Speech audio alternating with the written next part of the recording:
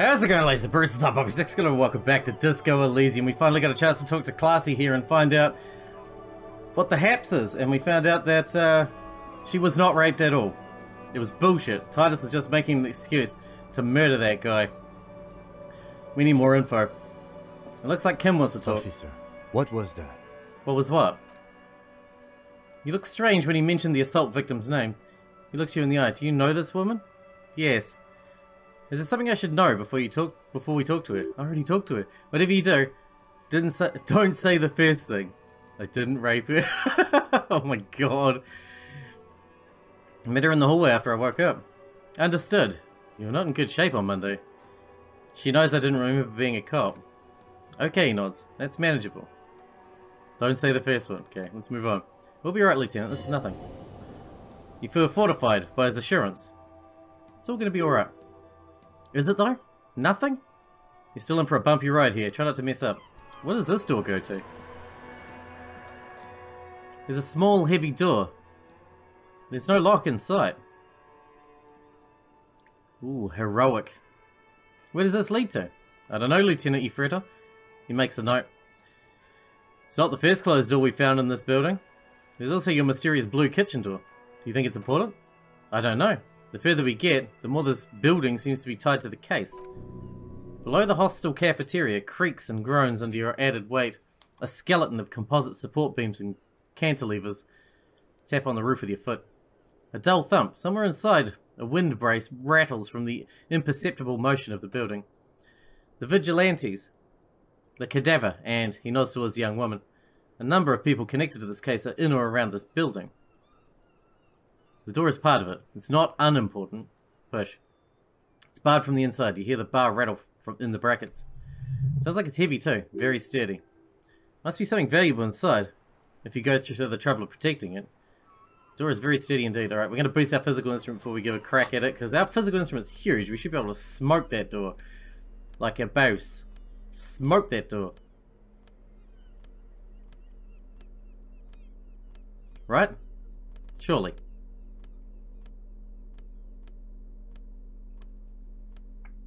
-2 physical instrument, that's not going to help. Oh my god. At least do we have anything that's decreasing it? We got one that's adding 1 point to physical instrument. Alright. Alright, 42 is not bad. I usually fail, but it's not bad. Go. Yes! That feels good. Destroy that door. Something cracks inside. There's an unbelievably satisfying sound. Nice! The young woman nods. Filling you with a belief in your own body. Sounds like the property damage wasn't in vain, at least. Wouldn't it hurt to look in? Let's see. Let's do it. Alright, where the hell are we? Well, there's a lot here. There's a tiny hole in the wall. You see a bedroom, her bedroom. Someone was spying on her. You can almost see the shape of a man and a woman, writhing inside, bathed in drug sweat and dirty linens. Bottles lie around everywhere. I think I can see Classy's bedroom from here. He leans closer to inspect the peephole. You can barely see through. Better not to jump to sensationalist conclusions here. Titus watched the mercenary and her fuck, and then he got jealous and killed him. The footprints on the floor, however, he points to the marks nearby on the floor. Definitely suspicious. Boring footprints. I want to jump to sensationalist conclusions. What were those people doing in there? You lean closer to the peephole instinctively. I bet they're doing something quite unnatural there. Sensationally unnatural. Oh yes. I'm sure. Alright, what do we got? You clearly see footprints in the downy carpet of dust covering the workshop floor. Jackpot. Lieutenant takes out his notebook. These, unlike everything else here, are new. Let's have a closer look then. Crouch. Study the footprints. Large prints, most likely made by boots. The size is hard to determine. Sole could be bigger than vamp. The soles have left a pattern. Uniform. Horizontal lines. One person has been here. They've gone back and forth. The tips point both ways. Shoe size is 41 to 42, maybe 43. Could be a large-footed woman or a small to average-footed man. This is unfortunately the worst, most vague shoe size there is. Of course. Damn. The prints look like one person went back and forth. Between that, he points to the elevator doors in the corner, and that, he points to the barred door. This print doesn't look like the odd sold print we found at the hanging camp. He inspects the tracks closer. The size is about the same, actually. They're not the same shoe, but they could be the same person. This doesn't look like the worker's boots from the hanging, does it? No. These little horizontal lines are different. They look custom made to me. Or some kind of foreign print, hard to say. Still a boot, though. Get up. Everything around you is quiet. The prints crisscross the workshop floor. Someone's been here within the last week or two. 3 weeks maximum from the dust coverage. Could easily have been 1 week too. You know, officer. He looks at you. It isn't all that bad. It was a good idea to see where the door leads. Commendable work bringing us to this place. Okay, what does that mean? It means someone snuck through what seems like a secret route behind our rape victim's room in recent weeks. This may prove to be significant. Not rape victim anymore. Remember? The pinball machine has been taken apart and gutted. So where does this go? Back down. +1 empathy, +1 hand-eye coordination. Is that a jacket again? Why are jackets so good? Jackets are the best clothes, man. Schematics for a pinball machine. Futurism themed. Boxes of tools and replacement parts line the shelves. I assume this goes down to the blue door from the other side.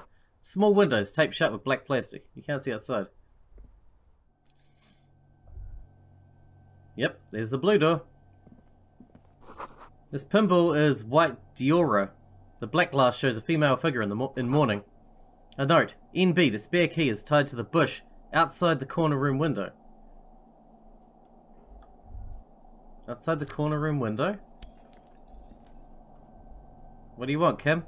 Looks like we have more to discuss with those so-called Hardy Boys. Half their reasoning just went out the window. You think this will make them cooperate? Nothing will make them respect the RCM, but it will disrupt the game they prepared for us. He just stripped off one layer of whatever it is. Her decision to not corroborate their story was definitely not part of the plan. Why did she tell us all of that? What else could she have done? Lie? She saw there was no way to lie and get away with it. I'm not sure she had to lie. I wouldn't have known. If not you, then me. It was a smart move from her. She seems candid. You think so? A shadow runs across his face. Being candid is the best way to lie. The appearance of candor, with some facts thrown in, draws attention away from whatever one chooses to omit. She may be trying to control the pace of the investigation. Anyway, we should move on. I suspect our inquiries will bring us here soon enough. Can we open the door from this side?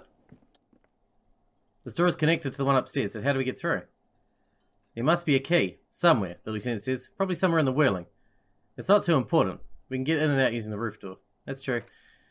Well, this said the corner window or some shit like that, outside the window.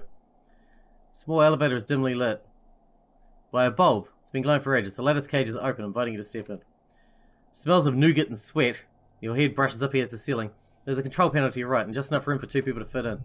The maintenance card under the control panel reads, Last maintenance, 10th of July, 88. The cell elevator must have been used to transport pinball machines to and from the upstairs workshop. So there's mostly pinball machines running the elevator. Seems so, although it's pretty quaint for a freight elevator. Taps on the guttering light bulb. It's golden in the dark. It says the last maintenance is in 88. That it does, the lieutenant peeks in. I say let's brave it. The elevator was maintained a long time ago. At the end of the last century, he nods. Look on the bright side. If it fails, we'll only sustain minor injuries. I'm talking 3, maybe 4 months in hospital. Maximum 5. It appears his whole enthusiasm is sarcastic. Let's go. Smartass. What a smartass. Let's go. Oh wait, there's information there. So this is where they brought faulty pinball machines to fix them up. A long time ago. Everything's covered with dust now. The lieutenant looks around in the dusty, crowded room, inspecting the tools on the shelf. Looks like they gave up on fixing the pinball machines at some point. He agrees. At some point, 20 years ago, 15 maybe, before pinball went out of vogue. There used to be a pinball workshop. Looks like it. I'm guessing Martinez North 22 used to be a pinball arcade before it became a hostel. There are machines left over. He taps his foot. A creak. Some dust falls off a shelf. Downstairs in the hall, next to the main door. One of them even works. I've seen one of the Hardy Boys bang away at it. Whirling in Rags was once the East Delta Pinball Arcade. This is all that's left over from that. Ah, yes. As the novelty dice maker said, he makes a note in his notebook. This has absolutely nothing to do with the case, I'm sure, but I do like a nice little connection. Could this mean the Whirling in Rags really is part of the Doom commercial area? If that's true, then our cafeteria manager is not going to like it. He looks around. We should tell him what we found up here, admitting that suspicion. He does not appear to be the kind of man who likes his establishment to be part of the neighborhood ghost story about bankruptcy. Stupid superstition, but still, it would be interesting to see what the cafeteria manager thinks of all this. Alright, let's go. Damn, that was a shitload of loading screens. Alright, we are back down. I guess we'll talk to this guy first. Yeah, let's talk to him. Can I help you? Garte, I found a new bird for the Whirling in Rags. Give him the ruffed grouse. What is this thing? The man takes the stuffed bird. It's no biggie. Just thought it would look nice on the wall. I'm that kind of cop. What? The interior decorating kind? He inspects the bird, somewhat suspiciously, then mellows. You know, I'm sorry. It's actually a nice bird. A competent piece of taxidermy. I can fix it to a pluck and have a new bird in the establishment, I guess. He hesitates. So I don't know. Thank you? I'm gonna go with thank you. This is mostly about the fucking cardio. Massive cardio here. You'll live till 90, or you'll get a heart attack from running. I feel good about our work here today, the lieutenant nods. It's all about the little things, like bringing people random stuffed animals. It's not actually about that, but he liked it. I saw another thing at the Whirling.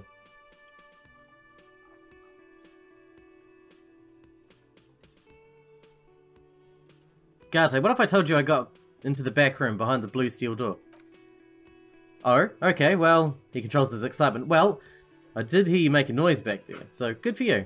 Aren't you gonna ask what's back there? Okay, what is back there? Pinball machines. A pinball workshop. Ha! I knew it. I always wondered where those machines by the door came from, and they told me there was some kind of pinball thing here too. I knew it, he repeats. Were there any back there? I mean in working order? Why, do you want to play? Because I might be up for a game. No, I was just wondering. He appears to be making calculations in his head. If you found pinball machines there, he was wondering about something business related, about how much money you could make off one.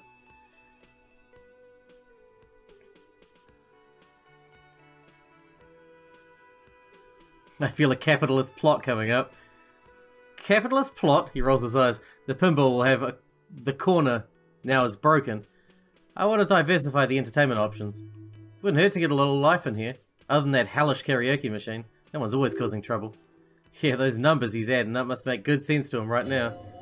Sounds like he cares about the place. He's not going to be overjoyed to hear it's part of the Doom commercial area. He should still know. He had been forewarned about these things. There's a peephole in the wall. He startles. What wall? Upstairs in the secret back room, right next to Classy's bedroom. I found it when I found the pinball machines. I'll have it fixed at once. Thank you for letting me know. I assure you the Whirling does not abide spying on its guests. What a shame. To fix such a good peephole. Alright, you be notified. Thank you, I'll patch it personally. Was there something else about the establishment? I hope not. I've discovered the Whirling is part of the Doom commercial area. What? He looks mildly startled. Why would you say that? We're a completely different address from the whole thing. Wait, so you know of the curse? Everyone knows of it. The Whirling is listed on the intercom outside. It's one of the businesses in Building B. You should get your wiring fixed. I tried to call, but it couldn't reach you. I've been working here for a long time, and the intercom has never been used by the Whirling.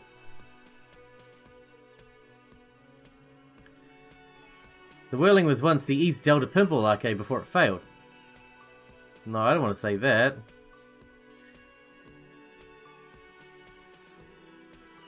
The Whirling was once the East Delta Pinball Arcade which failed, though perhaps the Whirling will escape the curse. Does this look like part of a Doom commercial area? He makes a sweeping gesture. This pre-revolutionary tile work, these high ceilings, these nice rooms, well, most of the rooms. For 14 years, man. That's how long I've worked here. I've kept this place up through hail and through sleet. Fuck me, if some doomed ghost... He steadies his voice. You must really care about this place since you've worked here for so long. Yeah, he sighs. It's slowly growing on me again. It's beautiful in its own way, especially for this neighborhood. I've been trying to keep it that way. Even if it's part of the damn Doom commercial area. You shouldn't be so worried about that label, you know. I don't place much stock in curses and so on, but the label frightens the clientele. Who wants to stay at a doomed hostel? Everything's doomed enough without it. Who owns this place? Some real estate management company? They never come around here, just collect money from afar. Honestly, I think some money laundering might be involved. And who named it the Whirling and Rags? Well, it sure as hell wasn't the real estate company. It was you? You look surprised. What? It's a great name. I know, cafeteria managers come up with great names too. It's from a song. A song? Hail Holy Queen by the Eterniers. Hail Holy Queen of the Sea, he quotes. You're whirling in rags, you're vast and you're sad. Good pick, the lieutenant nods. Well, good luck to you with this place then. Luck has nothing to do with it. He looks to where the hidden room is. I need to think about where I'm going to place those pimples. I have a feeling they're going to help. Against the doom, it's implied. So if you didn't have anything else to tell me about my establishment, or can we, you know, wrap it up? I saw a sign that said I can't go into the kitchen. Why can't I go in the kitchen? What, are you a cook now? That's none of your business. There may be something pertinent to the investigation. He rolls his eyes. He wasn't pan-fried, he was lynched. What could the kitchen possibly have to do with it? He changes his mind. Fine, okay, the kitchen is closed till 1 because the cook is working. You can snoop around after that if you must. Okay. Thanks, Kate. I'm done pissing you off now. I'll see you later. Alright, Titus, your turn. The clowns are still hanging around. What is it now? Classy says she wasn't raped. Fuck.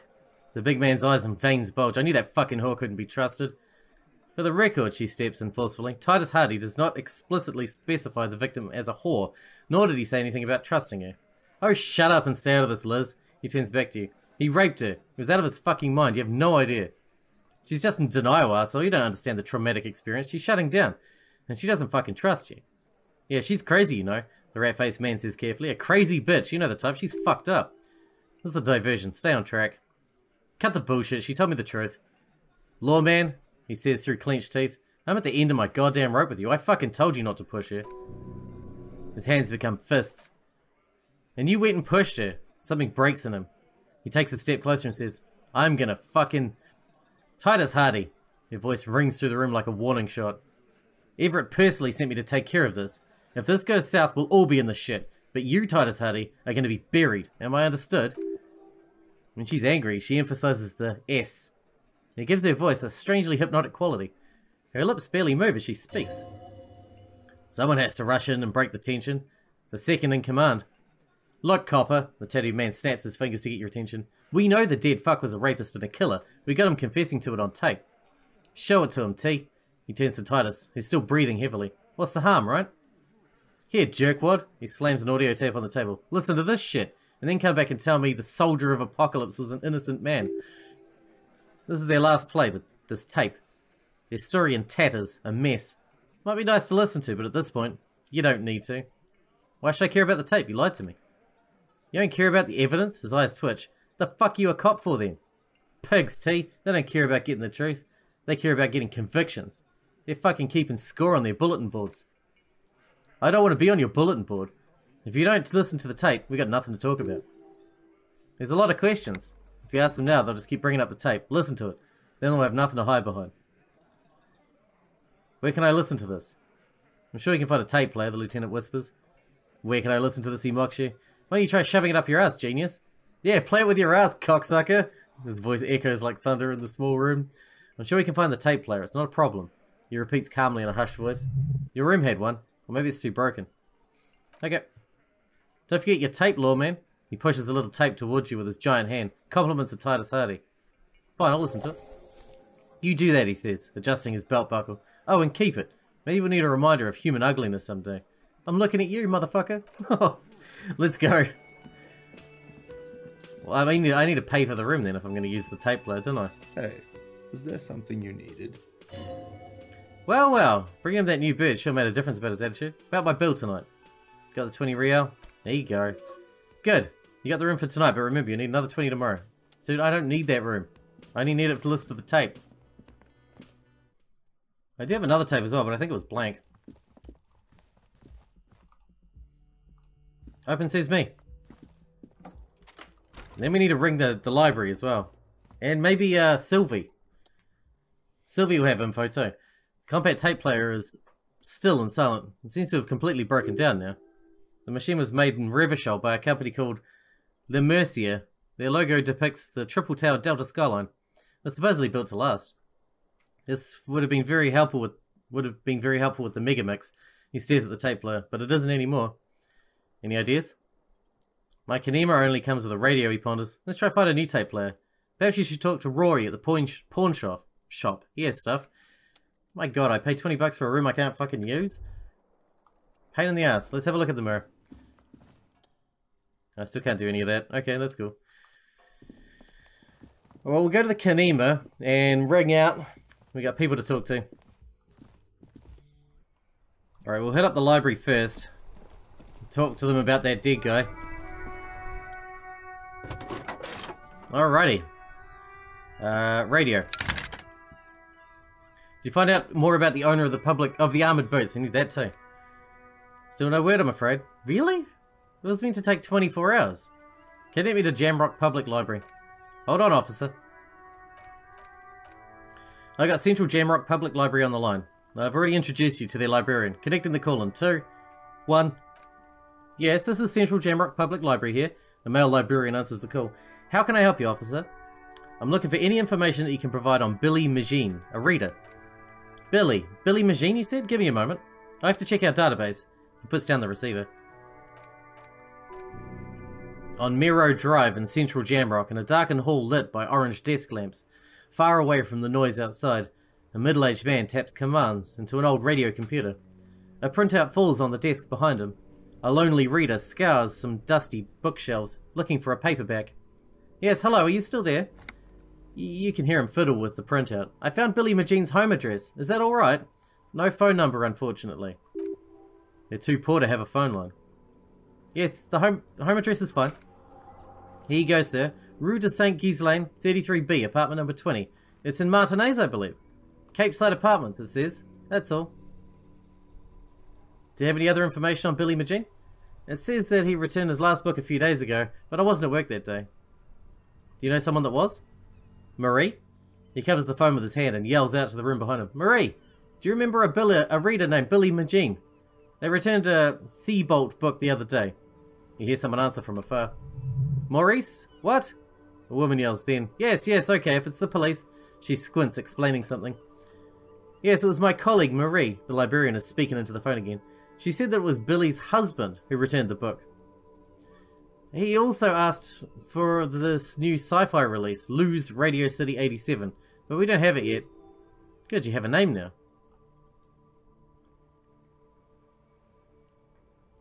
So Billy Magine is a woman, not a man. How'd your colleague know it was her husband? Marie knows Billy. She's been working here longer than me. Sometimes her husband returns the books for her. Do you know the husband's name? Sorry, no. Marie only knows him by sight. Can Marie describe to me what the husband looked like?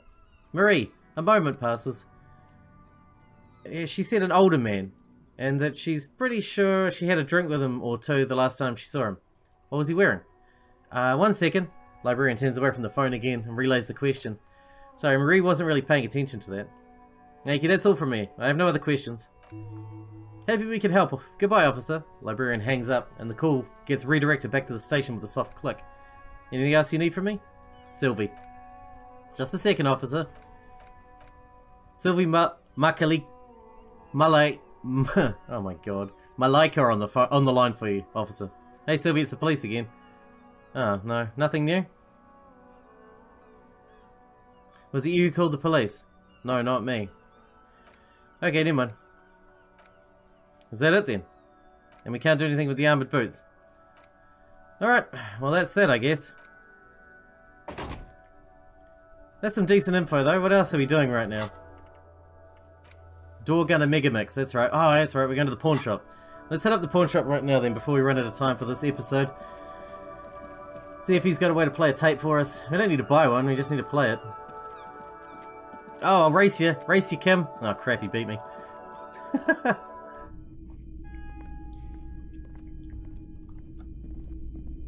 Hello. Let me know if I can help you with anything. I'm looking for something that plays a tape. For police business.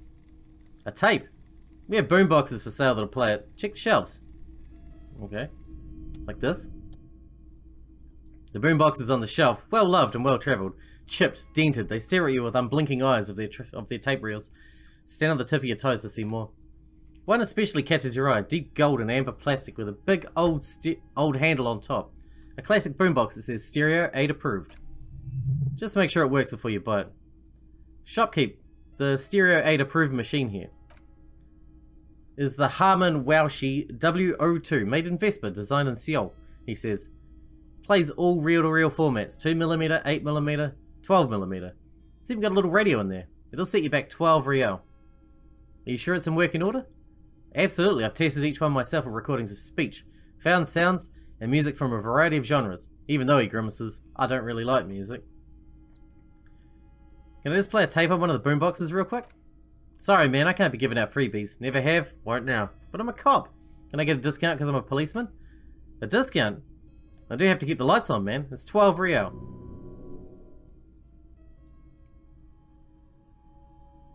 Let's make it 8. Actually, yes, let's. 8's an even better number than 12. Even more internal balance. He observes the light on the wall and adds, better integrity too. Here you are. Quality sound reproduction on the go. It'll play anything, wherever. Turn any tape into a conversion of sounds and shapes. Nice. Can we play this one as well?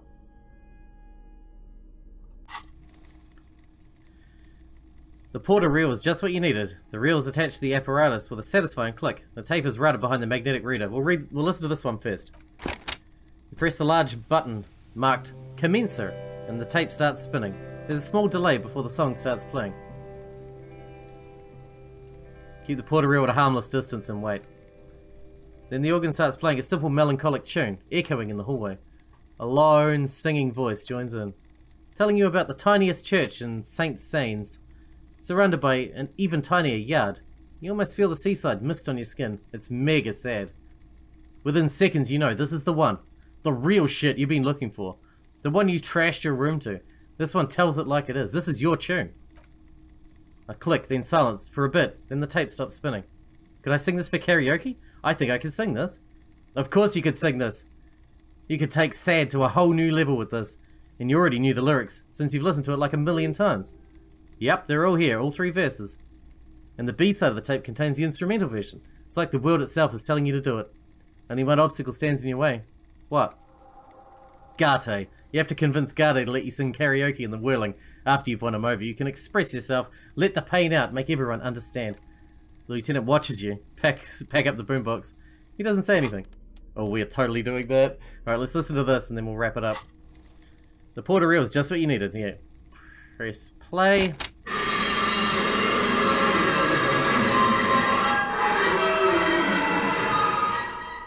You push commencer and the tape starts spinning. Violent static and machine sounds fill the air. This isn't Revachol, a man's voice says. This is a fucking village. I can almost see the elephants. Another loud screech. Some kind of machinery. The harbour. Kim takes out his notebook. That's the sound of a Cavalson crane. More static. When this shit is done, I'm gonna tear that place up. Soldier of the Apocalypse style. Kill shit. Dogs and chickens too. Gonna rent a room. Courty. A real nice one. This part is unintelligible. I don't give a shit. I'm fucking done. I'm done mentally. I'll fucking do them all in. Rape that disco cunt on the counter. You know, the dancer whore upstairs. Do it Lee Schmin style. Never did get that taste out of my mouth. A click, then silence. The rest of the tape is empty. The lieutenant presses the button marked Arreter on your porter reel. The tape stops spinning. What was that at the very end? Silence? End of recording. Who's this Courty? One of the other mercenaries, I think. The one he was talking to. Friend of his? What's Lee Schmin? A village on the Samarani Solar in TNN. Grad committed war crimes there. The kind of thing he's talking about. You think he was there? Who knows? Maybe the tattoos would have the answer. We would need to know the story of the man's service. A symbol of a soldier of apocalypse style conduct in a civil environment. What do you think? It seemed authentic enough. Probably recorded off their shortwave, then edited to seem more incriminating. Sounded like he was on patrol around the harbour walls. I agree. He also sounded inebriated. Still, the lieutenant looks at the tape. You're familiar with this look now. his look of suspicion. What now? I think we've got a few more questions for Classy, don't you? He looks around. This seems to contradict her testimony, at least to some degree. True that. Alright, we're going to wrap this one up. In the next one, we're going to go do some karaoke, then we'll talk to Classy. That's the plan. Hope you guys enjoyed it. Thanks for watching. Thanks for hanging out with me, and I'll see you in the next one.